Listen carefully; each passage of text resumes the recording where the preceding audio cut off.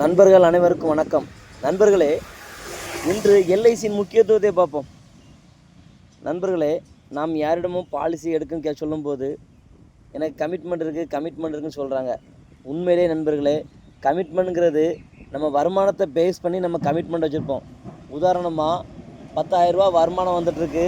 10,000 வருமானம் வர நபர் எனக்கு 8,000 கமிட்மெண்ட் இருக்குது, அது போக 2,000 தான் மீதி இருக்குது, இந்த 2,000 தான் சேமிக்குன்னு சொல்கிறாங்க. நண்பர்களே, இந்த உலகத்தில் எதுவுமே நிரந்தரம் கிடையாது. நிச்சயமில்லாத உலகத்தில் வாழ்ந்துட்டுருக்கோம். இந்த இன்கம், அடுத்து கமிட்மெண்ட், அடுத்து சேமிப்பு, 3வது சேமிப்பு போகிறோம். நண்பர்களே, இந்த இடத்துல இன்கம் நிற்கிறதுக்கான வாய்ப்புகள் இருக்குது.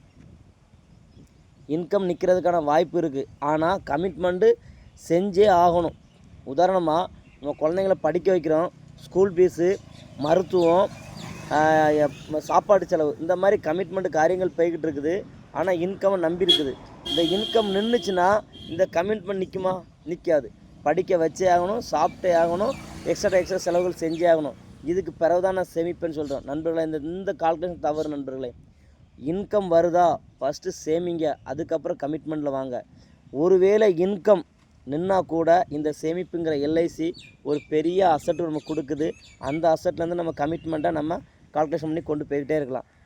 நண்பர்களே, தொடர்ந்து இது போன்ற கருத்துக்களை தெரிஞ்சுக்கொள்ள நமது யூடியூப் சேனலை சப்ஸ்கிரைப் செய்து கொள்ளுங்கள். நன்றி, வணக்கம்.